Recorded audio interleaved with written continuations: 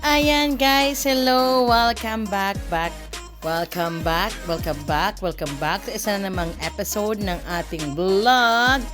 So ito na nga guys, you all know na after Bicol, we went back to Manila and we stayed in an Airbnb na malapit lang sa mall before kaming iniwan ni Habi because he needs to fly back to Canada.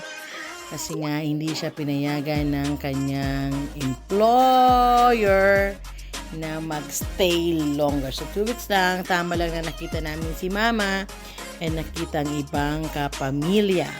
So of course, yun nga, bago pa after umalis si Papa G, kami naman ay nag-decide ni Lucilla i-enjoy ang amenities sa aming Airbnb. So sa Airbnb na yan is a condominium unit.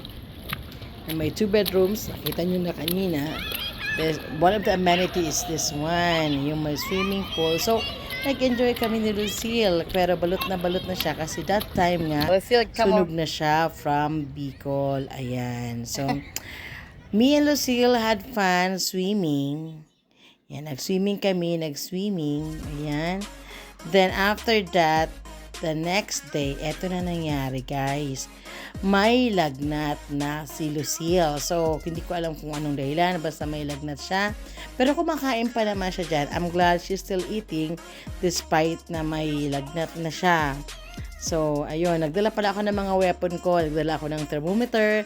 Nagdala ako ng gamot para sa bata, para sa lagnat. Nagdala ako. Pero hindi ako guys kumuha ng insurance. Sabi nila, dapat daw kumuha ako ng insurance kasi I'm traveling with kids. Lagi naman kami nagka-travel, kaya lang this is the first time na mag-travel kami sa Pilipinas ni nakasama namin si Lucille. So ayan, maghanap pa siya dyan kahit may lagnat na, kumakain siya. So parang hindi ako bother masyado kasi nga kumakain siya. Kasi si Lucille pagka matindi ang tama ng lagnat, hindi bumabangon yan and walang appetite na kumain. But this time, ayan, ngumingiti-ngiti pa, diba?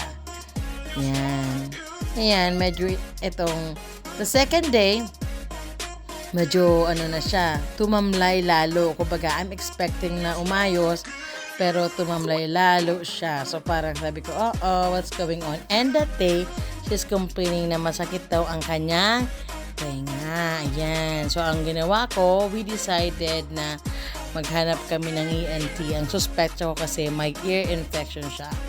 So, naghanap ako nakahanap ako sa Diliman Doctors Hospital. Bagong hospital yan along Commonwealth Avenue, Quezon City. Bisitahan siya na gamot. Binakim yung tenga niya. Ang sabi ng doktor, baka nasobrahan ng ligo, nabasa at tumubo ang bakterya sa kanyang tenga. Nevertheless, guys, dahil nakaplan na yung pagkikita namin ng mga former colleague ko, mga kaibigan, kabarkada sa trabaho, so tinuloy pa rin namin kasi itong place na to is just 3 minutes walk from the place where we are staying. So nagkita pa rin kami pero hindi ko na nilabas yung mga anak ko. Ayan, with our friends. Ayan sila, diba, nagkasayahan.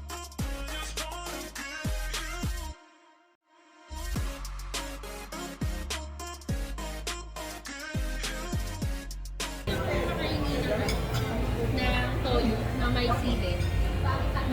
May toyo ka na, nangihingi ka pa. Additional. Thank you, Ma'am Lily. May toyo na, hanap pa ng toyo. Kaya di madami toyo mo, friend eh. Yeah, this time guys, bigay ng konting souvenir sa mga kaibigan. Buti nga may natira pa. O diba, pagpasensyahan nyo na kasi galing na kami sa iba't ibang lugar. Buti may natira pa na naiwan sa Manila. So anyway guys, ang importante sama-sama nagkita.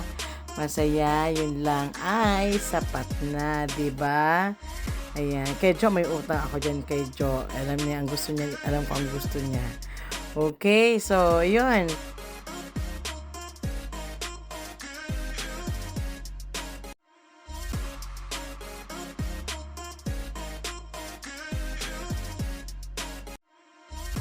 So, ayun guys, natapos ang kwentuhan nang bumisita sila sa aming unit. So, the next day, ito naman yung aking pamangkin, pumunta. Nakita ko sa siguro siya mga 3 years old pa lang. And now, ako, lalaki na yung auntie niyang maganda. So, I'm glad we see each other, Bibi. See you next time again. Okay? So, ayan, yung pinsan niya. Dahil binilihan ng mami niya ng Pilipiniana, sinuot kahit may sakit. Pero that time, Lucy is a bit better. Thank you daw, Ate Cheska, for the bracelet. Ayan, thank you, Nanay Terry, for the barong Tagalog, for Kuya and Kuya Leonard and Kuya Lindsay. They love it. And after that, guys, saganda na naman kami ni Lucille to see another batch of cousins. Ito, mga galing ng Taguig. Pero mga kababata ko, mga pinsan ko na kababata ko sa probinsya, no? Mga successful na rin. Then after that, after lang no, na nakita kami ng mga pinsan ko, nakipagkita ulit ng aking dalawang masigasag na kaibigan at nagkaroon kami ng time na banding while cooking. Ito yung sinasabi ko dati na 1,000 peso challenge kasi nga sa Pilipinas ngayon super mahal na ng mga bilihin. Grabe, nagulat ako sa dati kasi sa Jollibee. Ayan. Ano pala? Sa Jollibee dati ang may 50, may 60. Ngayon ang pinakamababa na yata nila ay 125. Parang yung mix and match nilang mga pagkain. So, sabi ng kaibigan ko, it's too expensive daw to buy, to order, which is true naman. Sabi niya, magluto na lang daw tayo. Pinagluto niya ako ng minudo, ng pansit, tsaka ng spring rolls. Well, tama naman siya. Malaking natipid, nag-enjoy pa kami, may banding pa, may kwentuhan hanggang umaga kasi sabi nila sleep over pero parang hindi naman nag-sleep tong dalawa. Sila ang tinulugan ko. But we had fun. Alam niyo yung mga time na inaalala namin yung mga panahon na magkakasama pa kami sa batasan. Yan, we became friends. Tapos yung mga hideout namin, ano mga ginagawa namin noon. Reminiscing the past daw, yun. So, I hope I can see you again, guys. Mga few years from now, I can go back to the Philippines. Siguro malalaki na mga anak ko that time. I don't know if they're still gonna come with me o baka kami na lang mag-asawa. So, ayun. I will still see you guys. Lagi kayong nasa plan. So, gusto ko lagi nakikita yung mga kaibigan ko. Kasi maraming taon din kami nagsama. Sabi nga sa kanta, salamat sa pagkakaibigan, salamat sa panahong tayo'y nagkasama. Better or for worst, ganun talaga. Dapat, sabi nga niyan, through thick and thin, pagkaibigan mo. Poops! Maaga silang umalis that day, and eto naiwan nila na nagpapak. Ayan. All my bags are packed. Not yet packed. I'm ready to go fly back to Canada. So, naghahanda na ako. Yan. Naantay ko na lang yung aking hipag, yung mga ipapadala. And after a few minutes, tumating sila. Ayan. Tapos nag-picture ng mga pinsan niya. Yung pamangkin ni Habi. Ayan. So, eto na guys!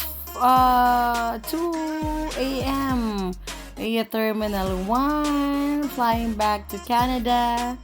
Yan, saying goodbye na ang aking mga Janaki sa kanilang Nanay Terry. Thank you, Ate, for taking care of us sa Pilipinas, sa mahasarap na luto. Thank you so much.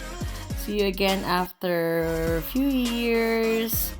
Yan, ayan, si Lucy saying goodbye na sa kanyang Nanay Terry. So, yun nga guys, after ng hindi naman mahabang paalaman, we're here na, we're ready to check in para sa aming flight going to going back to Canada. So, ayun yung mga anakis ko. Di pa masyadong haggard dyan. Kasi nga, syempre, kakastart pa lang ng trip back to Calgary.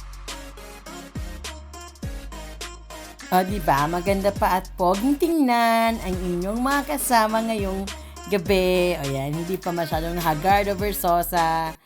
So, ayan. So, that time, Blockbuster ang pila niyan, guys. Grabe. So, kung ang airline nyo, guys, ay Eva Air, yan, Blockbuster to lagi. So, agahan nyo ang pag-alis sa airport. So, ayan guys, first stop namin ay sa Taipei. So, familiar na kay Lucille to kasi nung pauwi kami, dito rin kami layover sa Taipei na magandang airport na may Hello Kitty. Kaya siya nainggan yung bumili ng mga ganyan.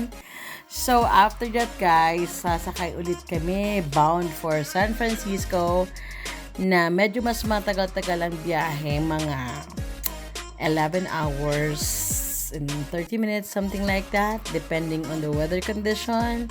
So, ganun yun, guys. By the way pala, guys, ako personally, in my own opinion, mas maganda, medyo mahaba-haba ang layover nyo pa nang babiyahe kayo. Huwag masyadong kahol kasi whatever problem na ma-encounter nyo sa immigration, you still have enough time to fix it. Hindi ka mag-rush, hindi ka mahahagard. So, ayun. So, masaya naman kami dito sa airport na ito kasi lagi lang nagsasayaw-sayaw dyan si Lucille. Then, afterwards, eto na tayo. So, yun na guys, naka-boarding na kami.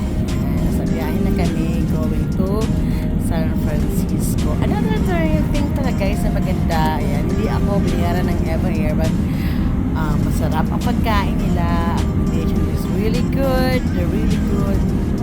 Safety is very important na na-appreciate ko. Talagang hindi sila nang magsabi kailangan ganito, ganun ka. It's for everybody's safety. Ayun na nga guys, medyo nakaka-bore ang ganito. Pero syempre may TV naman sa aeroplano or whatever thing that we can do. But syempre maboring ko pa rin. I-reveal ko pala sa inyo kung ano yung mga ginamit namin, dinala namin para medyo convenient ang aming pagbiyahe. And now, touchdown! San Francisco, California. Ayan. Sikat yan. Sa Golden State. Yan. And si Lucille mukhang ang tawag ito, nagpo-promote ng San Francisco.